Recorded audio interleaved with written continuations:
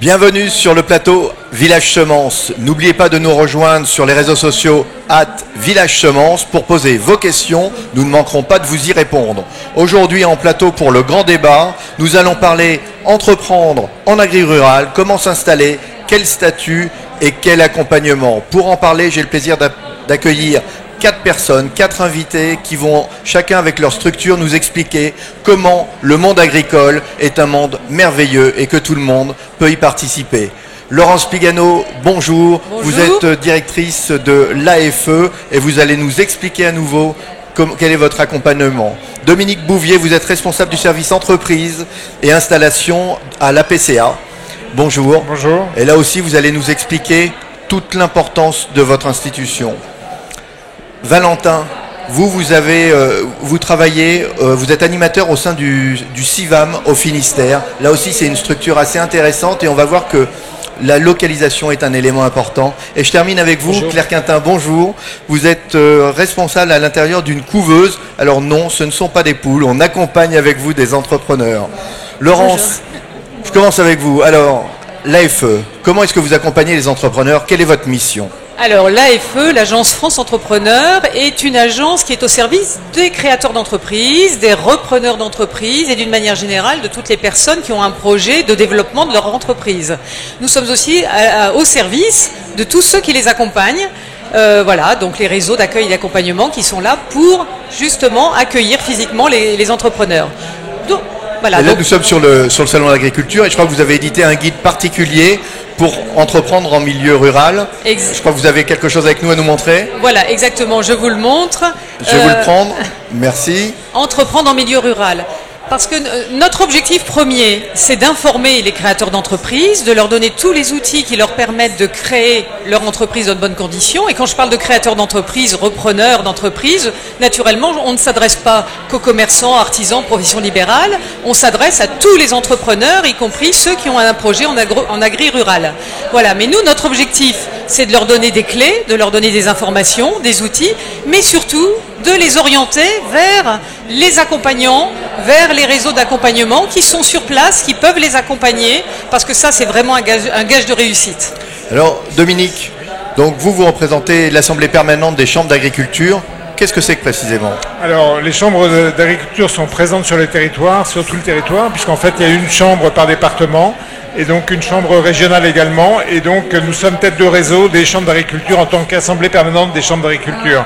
Et effectivement, nous avons parmi nos missions des missions de service public et une mission donc liée à l'installation sur le secteur agricole et donc installation des jeunes, mais plus que ça, puisqu'en fait aujourd'hui on a un public très varié, très divers, avec une multitude en fait de porteurs de projets, et donc notre mission c'est de les accompagner du début donc de leur installation, donc de l'idée au projet en fait en quelque sorte, et pour la suite de les accompagner tout au long de la vie de l'entreprise.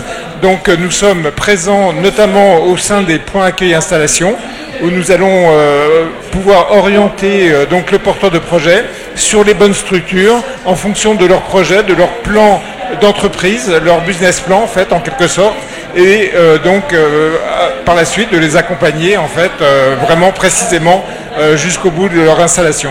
Merci. Donc vous voyez, vous n'êtes pas seul, vous pouvez entreprendre. On a un très beau réseau d'accompagnement. Si je suis avec vous, Claire Quintin, les couveuses, de quoi s'agit-il? Comment est-ce que vous accompagnez un porteur de projet? Alors une couveuse, ça consiste à prêter un numéro de SIRET à une personne qui souhaite tester son activité avant de se lancer. Je vous coupe un instant pour que tout le monde comprenne. Quel est l'intérêt de prêter votre numéro de SIRET à quelqu'un qui veut démarrer un projet ? Techniquement, vous n'êtes pas encore installé au moment où on prête le numéro de SIRET. En gros, c'est intéressant de se tester si vous avez un projet qui est assez défini, mais vous n'êtes pas encore sûr que ce sera rentable, que ça vous plaira d'être entrepreneur en plus d'être technicien. Donc on dans peut votre tester, métier. j'ai un projet, vous nous aidez à le tester, et puis après, si tout se passe bien, si j'ai envie d'aller un cran plus loin, que se passe-t-il ?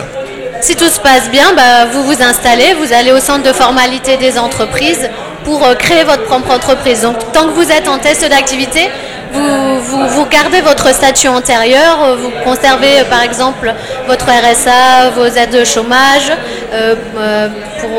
en gros vous gardez votre statut antérieur, mais vous commencez à mettre le pied à l'étrier, produire, vendre, gérer.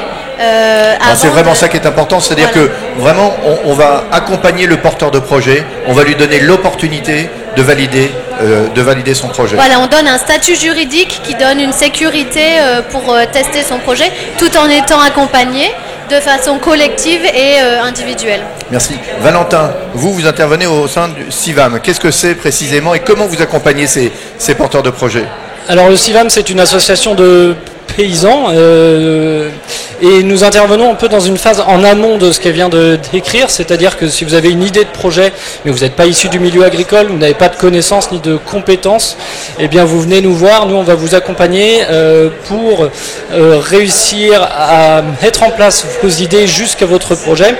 Et vous essayez de vous donner les clés de l'autonomie, c'est-à-dire l'ensemble des connaissances et des compétences qui vous seront nécessaires à la mise en place du projet, éventuellement à passer sous une couveuse. Alors je vais continuer avec vous. Aujourd'hui, je suis en reconversion, je décide de me lancer dans le monde agricole, je viens vous voir. Qu'est-ce que vous faites pour moi, concrètement ? Concrètement, je vous propose déjà un entretien pour en discuter avec vous. Après, je vous propose principalement deux choses.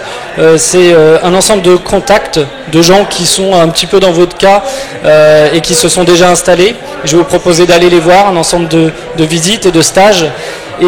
Et d'une autre façon, je veux également vous proposer des formations où vous allez vous retrouver avec d'autres personnes qui ont les mêmes idées que vous.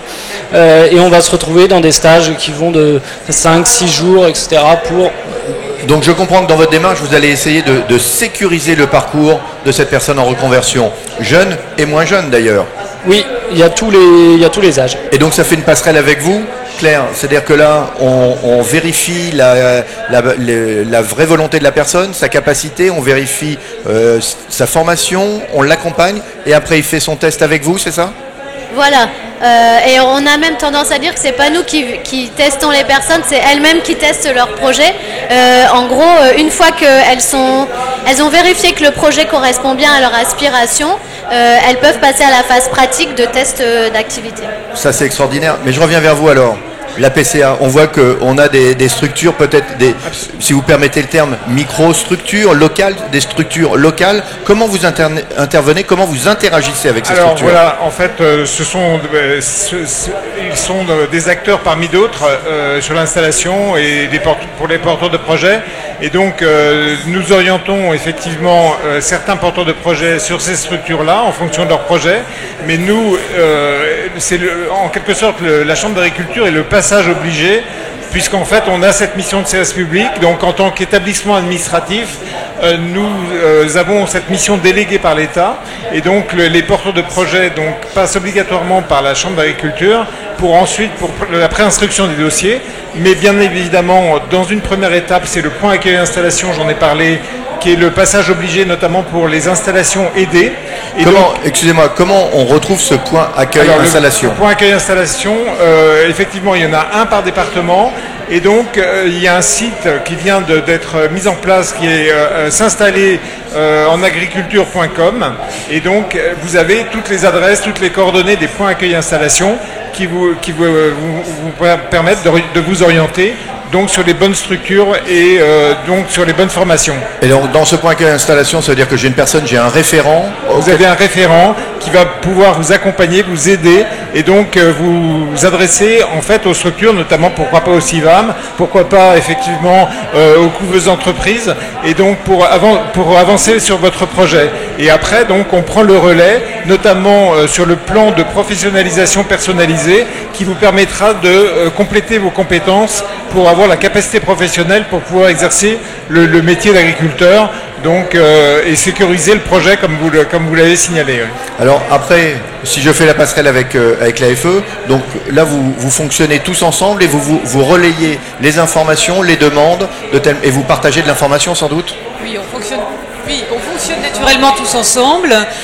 Nous, sur notre site internet, je vous ai parlé de ce dossier dans lequel on retrouve toutes les informations qui sont indispensables lorsque l'on veut monter un projet en milieu rural et naturellement, on fait des liens vers le site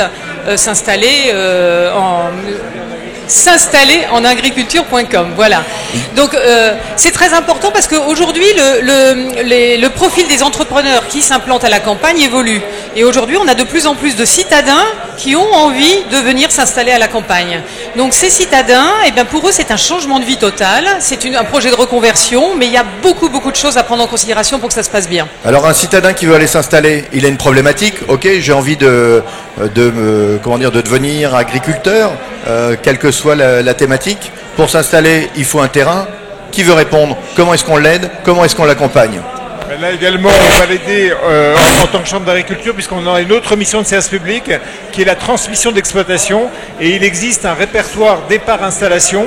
Donc il y a un site, effectivement, répertoire départ-installation qui permet en fait de retrouver des fermes qui se libèrent, qui sont transmises et donc il est possible aussi de s'orienter de cette façon-là.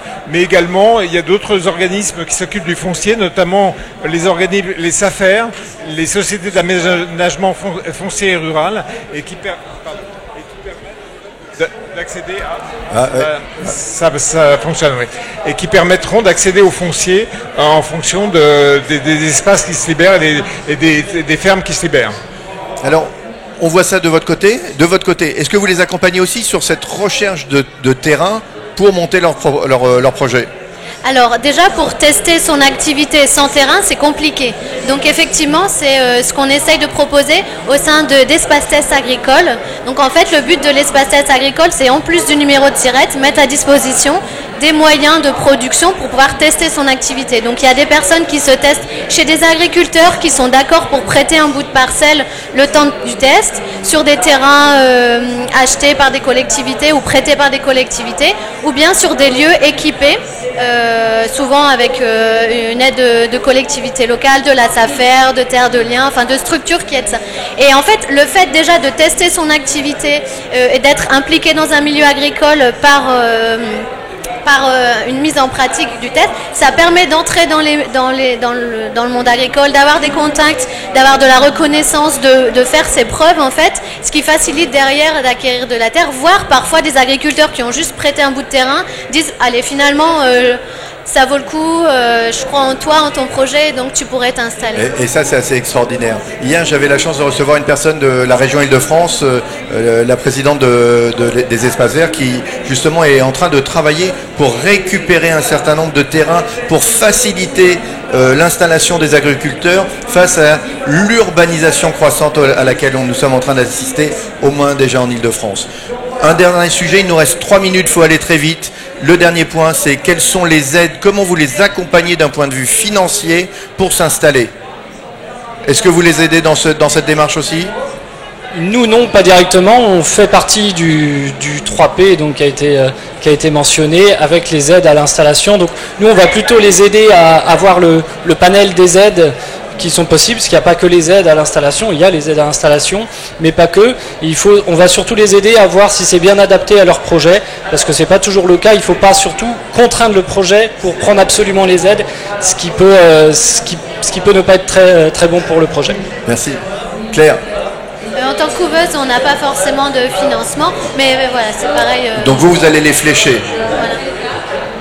Voilà. Alors en ce qui concerne les chambres d'agriculture, on les oriente sur les installations aidées et ça c'est un dispositif national qui est relayé par la région et donc il y a des aides en fait effectivement nationales. En dehors de ça, il y a des aides locales qui peuvent être apportées, donc c'est différent d'un département à l'autre, d'une région à l'autre et là on essaye de renseigner effectivement au mieux le porteur de projet. Mais au-delà de ça, effectivement ça a été signalé, et il y a des porteurs de projets qui ne souhaitent pas bénéficier forcément des aides et qui peuvent s'installer sans aide. Alors c'est plus difficile, donc c'est la raison pour laquelle on les encourage quand même à aller vers des dispositifs aidés pour qu'en fait sécuriser le projet et pour assurer la viabilité et la pérennité de l'entreprise par la suite. Oui, parce que l'étape d'après, c'est l'acquisition. C'est exactement ça. Ouais. Laurence. Moi, je voudrais insister sur quelque chose. On parle d'aide. Le fait d'avoir des accompagnants et des points d'accueil d'accompagnement des couveuses, c'est déjà une véritable aide.